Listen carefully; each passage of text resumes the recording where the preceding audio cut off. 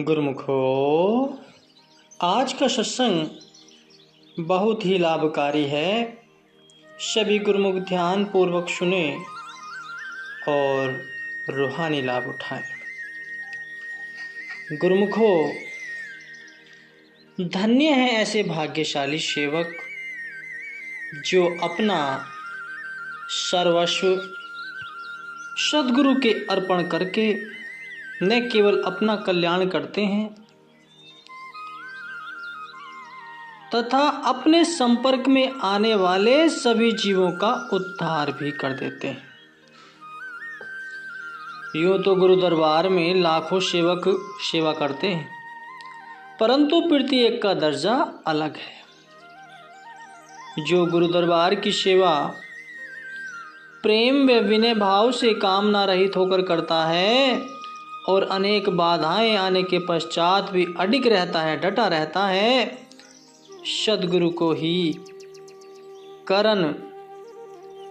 करावन हार मानकर अहंकार नहीं करता, निंदा स्तुति की परवाह नहीं करता और सब ओर से सुरती को समेटकर चरणों से जोड़ देता है, वही सद्गुरु की पूर्ण प्रसन्नता का पात्र बनता है।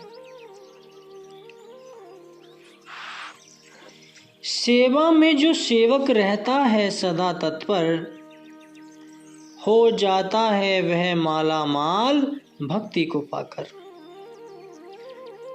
रंग लेता वह रूह को गुरु चरणों में आकर, कर लेता हृदय रोशन अज्ञान तम मिटाकर।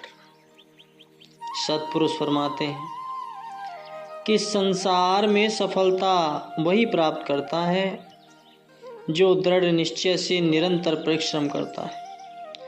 इसी प्रकार भक्ति मार्ग में भी जो जीव अपनी सच्ची लगन और सतत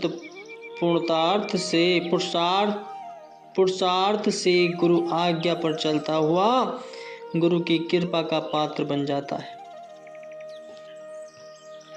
जो सेवक गुरु दरबार में रहता है वह सद्गुरु की प्रत्येक आज्ञा को सुधार्य करता है। वह सदा प्रभु के नाम का सिमरन करता है। जो अपने आप को सद्गुरु के अर्पण कर देते हैं उसके सब काम स्वतः ही हो जाते हैं। जो सेवा करता हुआ किसी फल की इच्छा नहीं रखता वही प्रभु को पा लेता है। सेवक के लिए सेवा ही सर्वोपरि है। सेवक का प्रत्येक कर्म सद्गुरु की प्रसन्नता के लिए होता है। सही मायनों में यही सच्ची भक्ति है। जिसने सद्गुरु को रिझा लिया उसने सब कुछ पा लिया। जब पूर्ण महापुरुष दयाल हो जाते हैं तो सब इच्छाएं स्वतः ही पूर्ण हो जाती। जब सत्पुरुष दयाल होते हैं तो प्राणी कभी पछताता नहीं है, सदैव शुक्रगुजार होता है। जब सत्पुरुष दयाल होते हैं, कृपा करते हैं तो जीव को कोई दुख तकलीफ अनुभव नहीं होती। जब सत्पुरुष दयाल होते हैं तब जीव परमात्मा की प्रीत का आनंद लेता है। जब सत्पुरुष दयाल होते हैं तो मृत्यु का भय नहीं रहता। जब सत्पुरुष दयाल होते हैं तो जीव सदा सुख स्वरूप रहता है। जब सत्पुरुष दयाल होते हैं तो जीव 9 खजानों का मालिक बन जाता है और जब सत्पुरुष दयाल होते हैं तब जीव परमात्मा के स्वरूप में लीन हो जाता है। भाई लहणा जी ने एक बार श्री गुरु नानक देव जी से पूछा कि सारा संसार तीर्थ व्रत और यज्ञ दान इत्यादि करता है, फिर आपने मुझे कभी इन कर्मों को करने की अनुमति क्यों नहीं दी? तो गुरुदेव ने फरमाया कि जब तक वह अन्य कर्म धर्म तो आप अपने पिछले जन्मों में कर चुके हो, उसी के फलस्वरूप ही आपको इस जन्म में सत्पुरुषों की चरण शरण प्राप्त हुई है। अब अपने मन चित्त को हमारी आज्ञा मौज में समर्पित कर दो, क्योंकि यही भक्ति की पराकाष्ठा है, अंतिम पड़ाव है। इसी से ही जीव ब्रह्म से एक रूप हो सकता है। वर्णन करते हैं कि सेवक स्वामी एक मति, जो मति में मति मिल जाए, चतुराई रीझे नहीं, रीझे मन के भाई। परम संत श्री कबीर साहिब जी कहते हैं, जब सेवक अपने मन के ख्यालों को सदगुरु की मौज में विलीन कर देता है तो सदगुरु का ही रूप बन जाता है। सदगुरु चतुराई से नहीं अपितु जीव के भोलेपन और सादगी व सच्चाई पर रिश्ते हैं। सदगुरु को सदैव निर्मल मन वाला व्यक्ति ही भाता है। कपटी और चतुर श्याणा जो ऊपर से मृदु व्यवहार करे, अच्छा व्यवहार करे, लेकिन हृदय में सदगुरु के प्रति कोई भाव न हो, वह गुरु कृपा से वंचित रह जाता है। जिसे भी सदगुरुदेव महाराज जी की पावन प्रसन्नता पाने की इच्छा होती है, वह हर कर्म वैसा करता है जो सदगुरु को अच्छा लगे। संत कंवर राम साहिब जी प्राय एक भजन की यह पंक्ति गाया करते थे, क्यों रिझाया तोखे किए परचाया, अर्थात मैं तुम्हें किस प्रकार प्रसन्न करूं ताकि आपकी सेवा टहल करते हुए, गुरु आज्ञा को शिरधार्य करते हुए मैं सदैव आपकी कृपा का पात्र बनूं। एक बार की बात है कि भाई कंवर राम साहिब जी स्नान के बाद अपने पैर पोंछ रहे थे। तभी अचानक ही उनके गुरुदेव सतराम दास जी का वहाँ से गुजरना हुआ। उन्होंने भाई कंवर राम साहिब जी को ऐसा करते हुए देखकर सहज स्वभाव हुई अपने मुख से वचन किए कि भाई कंवर, पैर क्या साथ जाने हैं जो इन्हें इतना पोंछ रहे हो। यह सुनकर भाई कंवर ने सिर झुका लिया और अपने अंतिम समय तक पैर साफ नहीं किए। एक बार उनके किसी प्रेमी ने विनय की कि आपके पांव बहुत मैले हो रहे हैं, आप आज्ञा दें तो मैं साफ करूं। भाई कंवर जी ने कहा कि जो बात स्वामी जी को अच्छी न लगे, सेवक को वह कदापि नहीं करनी चाहिए। जिसने श्री सद्गुरुदेव महाराज जी के वचनों को हृदयगम कर लिया, वह ही अपनी प्रसन्नता का पात्र बनता है। भगवान को निष्कपट प्रेम ही सुहाता है। उन्हें चतुराई और बुद्धि के बल पर नहीं रिझाया जा सकता।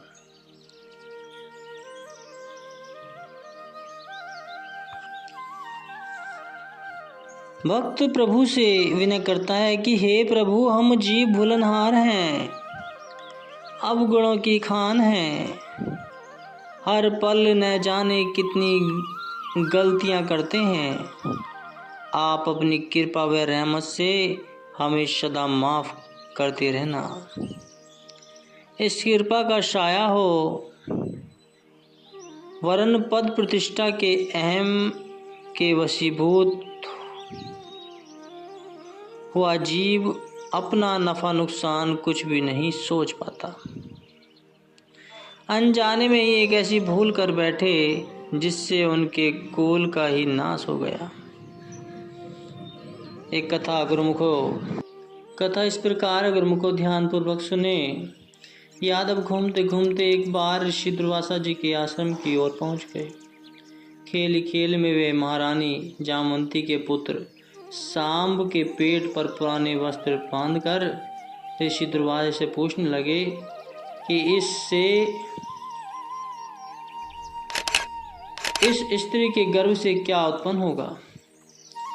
ऋषि दुर्वासा जी ने उन्हें वहां से वापस चले जाने को कहा, लेकिन जब यादव नहीं माने तो क्रोध में आकर ऋषि दुर्वासा जी ने कहा कि सांब वह मुशल उत्पन्न करेगा जो तुम्हारे समूचे कुल के विनाश का कारण बनेगा।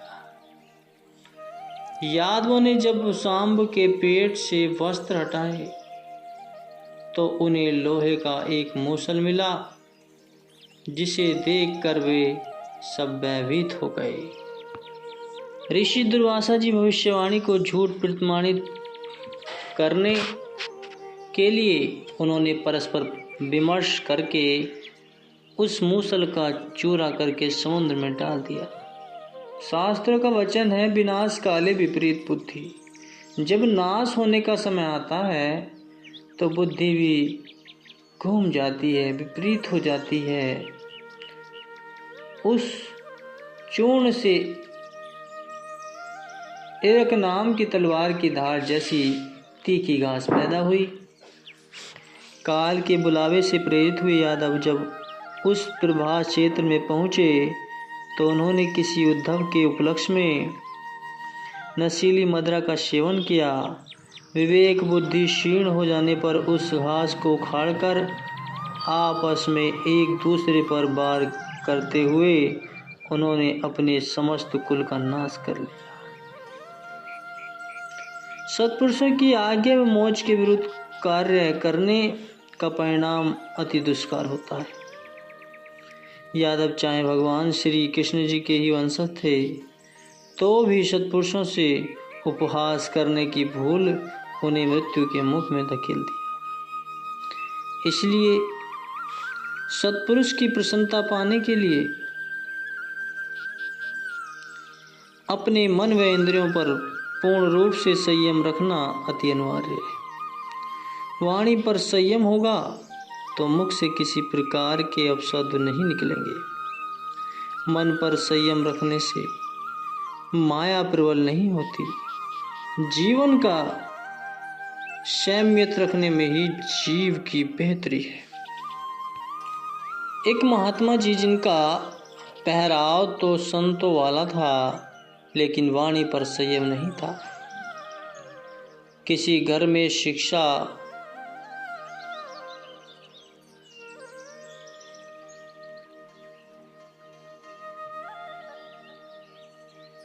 किसी घर में भिक्षा पाने के लिए गए। घर में केवल एक बूढ़ी स्त्री थी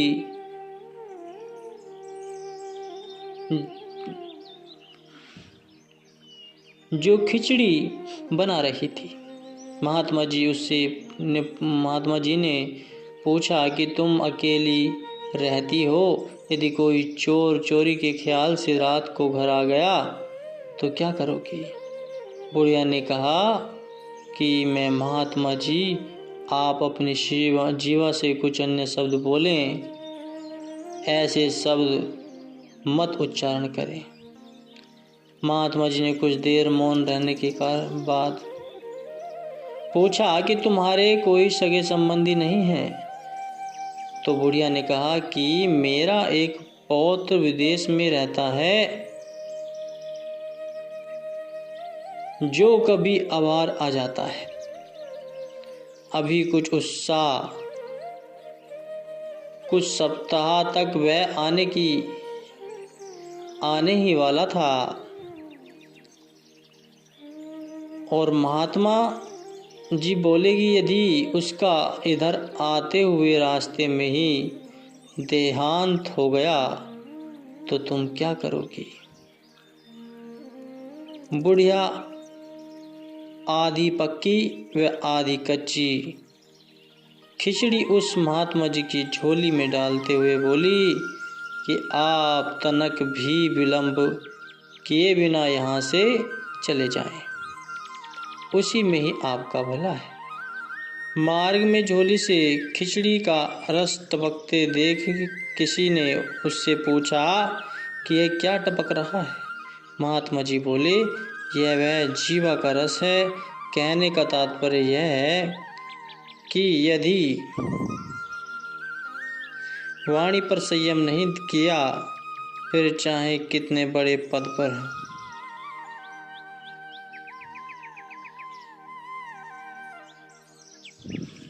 लेकिन सफलता नहीं मिल सकेगी। इसलिए जिसे अपनी रूहानी उन्नति का ख्याल हो उसे संयम में रहते हुए सत्पुरुषों की प्रत्येक आज्ञा के सिरधार लेकर जीवन व्यतीत करना चाहिए।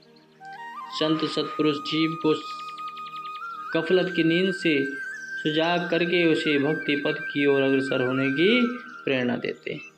वे जीव को मन के सभी शत्रुओं और विकारों से मुक्ति दिलाने के लिए इस संसार में अवतरित हुए। यदि किसी व्यक्ति के घर चोर आकर उसका सारा सामान चुरा ले जाए तो आप तुरंत पुलिस कर्मचारी से सहायता प्राप्त करके उन चोरों को पकड़वाकर उनकी गिरफ्त से अपना सारा सामान वापस प्राप्त कर लेता है।